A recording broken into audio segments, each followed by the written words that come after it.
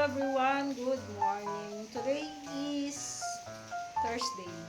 Ayan, wala po kaming ngayon duty kay Kuya Bal kasi mayroon kaming extra income ni Maria Cosinera. Ito po yung ating cleaning. Ayan, kung maalala nyo po nung mga nakaraan, nag-upload ako about sa ating cleaning services. Naglilinis tayo ng bahay, mga sofa, mattress, and ayun, lahat ng pwede. Carpet cleaning. Ayan, nagka-carpet cleaning din po kami. Bahay, apartment, ganon. Office. Naglilinis din po kami ng office. Ayan. Ang ating pong cleaning services ay ito po yun. Rock Red Cleaning Services. And pwede po tayo dito buong Bicol. So, ngayon po may nagpabook sa atin. Actually, nung nakaraan pa siya nagpa-book, so hindi lang namin maitama yung schedule niya at saka yung schedule ko. So ngayon, tama yung schedule namin for Friday. 9 AM ang usapan namin. Kaya lang umulan, kaya hindi pa kami makalis. Hinihintay ko lang po si Maria Cosinera. At eto, nakahanda na yung aming mga gamit. Inis nga po pala namin ay sa amin yung gamit, guys. Ayan, may dala kaming vacuum para i-vacuum yung mga kailangan at yung mga sulok-sulok ng bahay nyo para talagang alis ang dumi. And ayan, meron kami flat map. And then, ito po yung aming cleaning materials. Nandiyan po yung aming mga basahan, sabon, disinfectant, and brush. Ayan, nandiyan po, kompleto po yan. So, ayan po yung dadalahin namin sa paglilinis. Ayan yung pusa ko, hinihintay akong lumabas. So, ayan, hindi lang kami makaalis, guys, kasi nga maulan. Biglang bumuhos yung malakas na ulan dito, oh. So, ayan, oh. Madilim din ang langit. Ayan. Sabi po kasi sa Pag-asa ay may bagyo. So, sana naman po ay hindi lumakas at matunaw na sa karagatan para walang maapektuhan. So, sana maya-maya po alis na po kami and ipapakita ko sa inyo kung gaano kalaking bahay yung lilinisan namin ngayon. So, mamaya po ulit tayo mag-update. At eto na nga po, nandito na kami sa bahay na lilinisan namin. Hindi ko na siya, guys, na-video kung gaano kalaki kasi pagdating dito, diretso linis na kami. So, syempre, ang unahin natin ay ang pagbabacuum. Ayan, ang walling, ayan, kailangan nating i-vacuum yan kasi maalikabok, guys. And ayan, kanina nagsiling na ako, hindi ko lang na-video kasi late ko naisip na mag-video ako at mag-vlog. So, ayan, pag ano kasi, guys, yung pag may iniisip kang gagawin, nakakalimutan na yung mag-video. General cleaning tayo ngayon, guys. So, kailangan lahat ng mga kanto-kanto ay linisan natin, vacuumin para talagang luminis siya at matanggal yung mga alikabok. Diyan kasi, guys, nagtatago yung mga alikabok sa mga gilid-gilid, kanto-kanto, and hindi naman yan nadadala talaga kapag yung walis-walis lang. Kailangan talaga vacuum, guys, para talagang malinis na malinis. So, ayan, dito ko muna umpisahan sa sala kasi dito yung pinapalinis ng may-ari. Bali, alilinisan lang namin dito, guys, ay yung sala. Ayaw nilang ipagalaw yung kwarto nila kasi sila na daw yung maglilinis.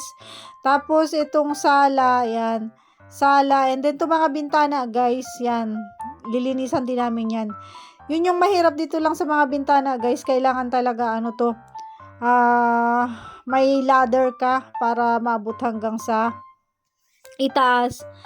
Matagal-tagal na daw na hindi ito nalinisan. Buhat yata nung lumipat sila ay wala naman daw nag-general cleaning dito. So, kaya nagpalinis sila. And ito na nga, dito sa bintana, ayan, pinunasan ko na. After ko mabacuum, punasan ko na yan. And isa-isa lahat ng ayan, grills niya. Kailangan nating isa-isahin yan para matanggal talaga yung alikabok.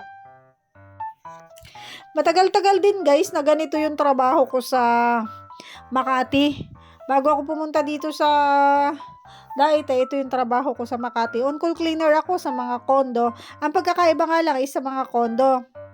So, mga foreigner ang aking mga client sa Makati. And, syempre, kapag foreigner, ayan, medyo malaki-laki yung bigayan, guys. Kaya, okay yung kitaan kapag sa mga kondo ka maglilinis. Natigil lang yung trabaho ko nung mag-pandemic. Kasi pinagbawalan kami ng labas-pasok sa kondo kasi syempre masela noon.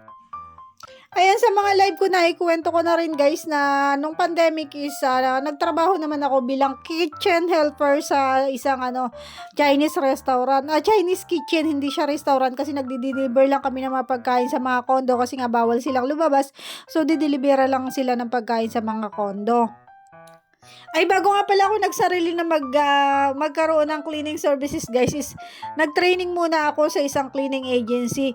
Nag-ano nga ako noon, 1 month ang naging training ko. So, ganun kahirap yung pinagdaanan ko bago naging isang professional cleaner kasi hindi ka magiging professional cleaner kung hindi ka magti-training, hindi ka rin magkakaroon ng certificate. So, ayan, nag-training ako ng 1 buwan para magkaroon ng certificate at maging isang professional cleaner. Akala ko basta cleaner, ganun lang yun. May mga ganun-ganun pa palang title. Alam nyo ba guys, nung nasa agency pa ako, marami akong na-encounter na mga nililinisan na sobrang siselan. Naalala ko nun may mga nililinisan kami na talagang nakabantay sa amin para makita niya na talagang iniisa-isa namin yung mga grills na ganyan. And may mga client din kami noon na hinahawakan niya talaga yung pader kung may mga natira pa bang alikabok yan. And may naalala ko na nalinisan ko na artista noon sa Mandaluyong, si Rocco Nasino. Ayan. And yung scriptwriter ni Jessica Suho, guys. Ayan, nalinisan ko din yon. And marami pa guys na mga artista. Director ng ng ABS-CBN noon, Mondel Rosario. Ayan.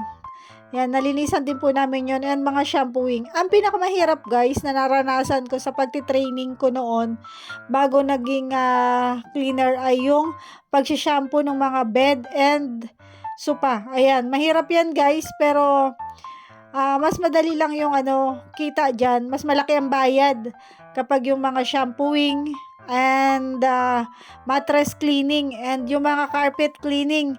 Mahirap yan kasi nakakangalay sa kamay. Dahil yung kailangan mo siyang vacuumin ng mabilisan dahil hindi pwedeng bumaba agad yung tubig.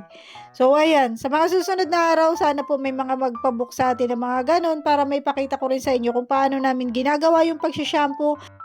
Yan, habang ako ay nasa salas, guys, ayan, dito naman naglilinis si Maria Cosinera sa CR. So, ang duty niya ay dyan sa CR. Dyan siya naglilinis kasi kasama yan sa lilinisan namin. At ayun, tulong pa rin kami sa lahat ng bagay. Ayan, mabait yung may-ari guys ng aming nilinisan kasi pinakain kami ng tanghalian. So, nagpahinga muna kami saglit and kumain ng tanghalian. Yun lang, bye-bye!